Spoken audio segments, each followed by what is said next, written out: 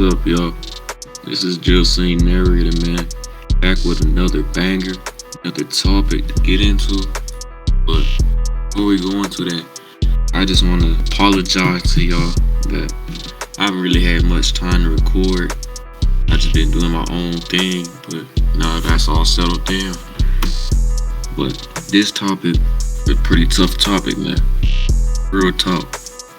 But before we get into this video, I just want to make this a note / disclaimer that we do not promote any violence, condone any snitching of any sort, as this is documented on the news with our trusted news sources. Alright, get into the video. I'm going to be talking about this rapper named Buddah G, aka the neighborhood lunch lady. The village of Palatine, also known as PTown, has been undergoing a series of crime for multiple years, as other surrounding neighborhoods that have a series of crimes, such as Elgin, Prospect Heights, Mount Prospect, Arlington Heights, and many others. Palatine happens to be a Chicago northwest suburb, 30 minutes away from the Loop. The neighborhood is predominantly filled with working class Latinos. Total population is estimated to be about 68,000, and that was in 2019. For those who don't know, Palatine is known for having its large apartment complexes, just like O Block. There are numerous gangs that operate in the apartment complexes. The primary gangs around the area would be the Baldwin Latin Kings, Grand Grove Four Corner Hustlers, the Silverlake Spanish Gangster Disciples, and there were even Sureños at one point in the area. All of the gangs in PTown have beef with each other, and this led to lots of gang violence and police and federals kicking down doors and taking people back to jail. Despite all the gang activity that remained hidden from all the media, there's been a few occasions which reached to the top of the headlines. The silence eventually broke out in the next following events.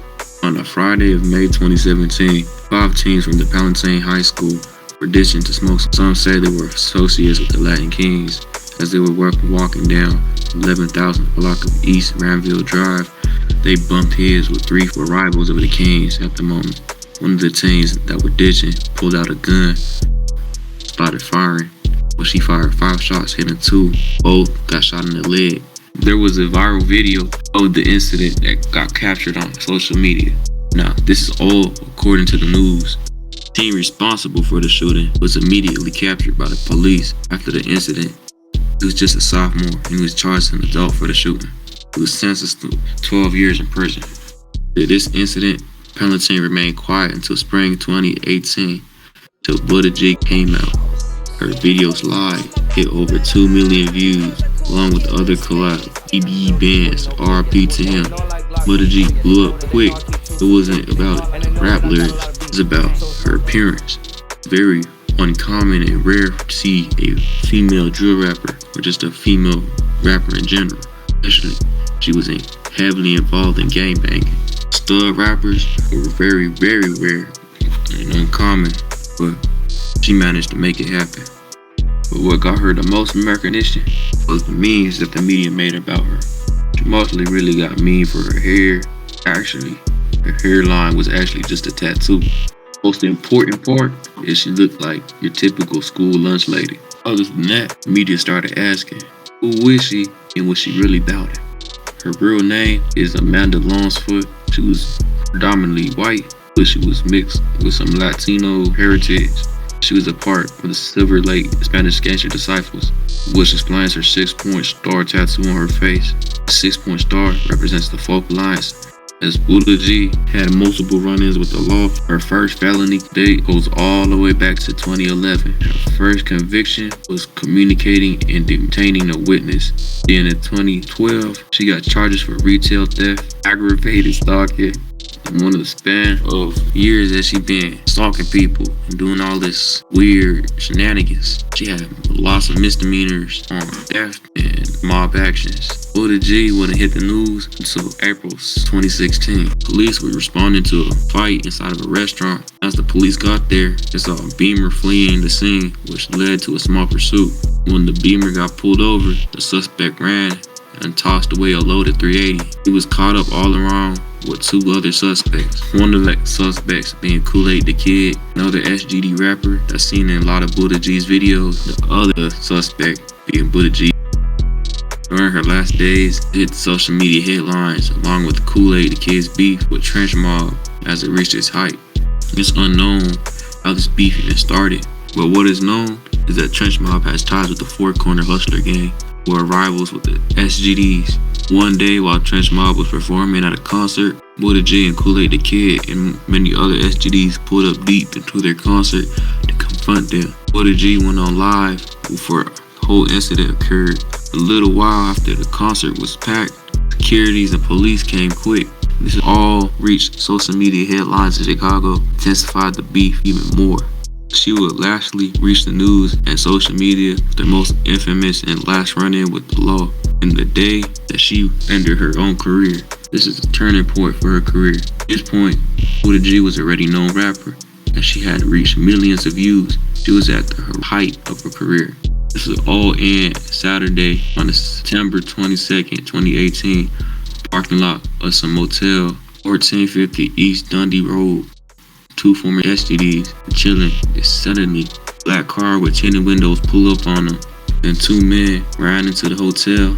They were assuming that the first car that pulled up was gonna eventually brick them, but eventually, someone from the car flashed a familiar gang sign, and this lured them into the apartment. 2 of the SGDs got closer, and they encountered Buddah G and 2 other SGDs inside the vehicle. Both groups started dissing each other. Then Buddah G pulled out a gun, started firing at the 2 men that were outside of the car. One of them was hit in the elbow and in his chest, puncturing his chest. The car took off. The whole incident was captured on camera, but not the actual gunshots. The man that was shot was taken to the hospital and was in stable condition. Buddah G was immediately captured after the incident and charged with attempted murder. She made major headlines and went viral on social media. Her mugshot picture was everywhere. Memes of her all over the place. Although she gained an infamous reputation because it's got known that she was actually a savage. Her street reputation would eventually collapse, and everything started to come out the closet as each court session passed. Her whole career and her whole hood would turn on her as she received a plea deal, and her recordings all wired up, tapped videos, her tapped phone sessions were shown in court. She was displayed as a snitch, working for the Elgin police inside of the court.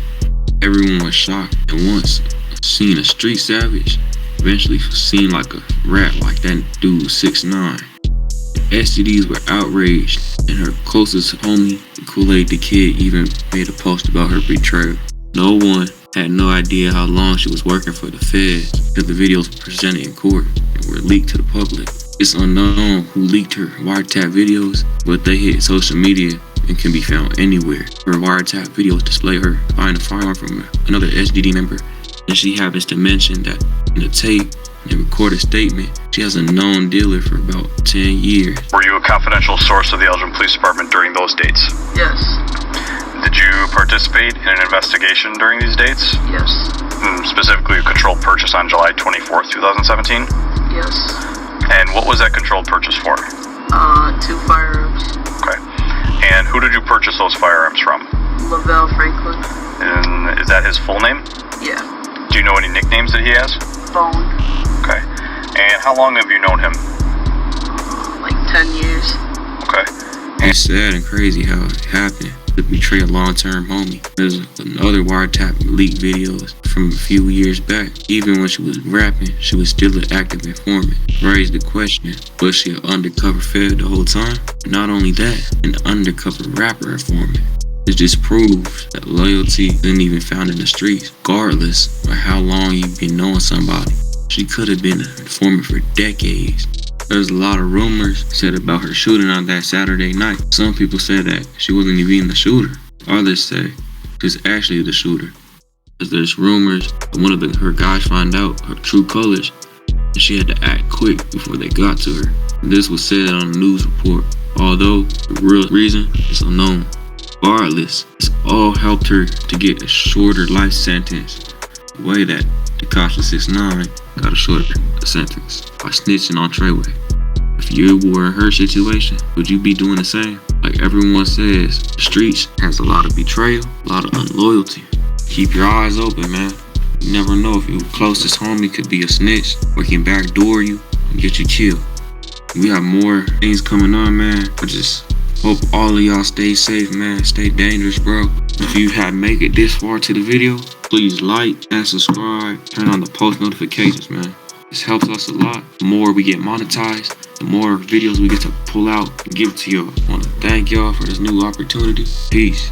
Yeah, I'm flying down 90, weaving in out of traffic. Your girl right beside me, Louboutin holding my ratchet.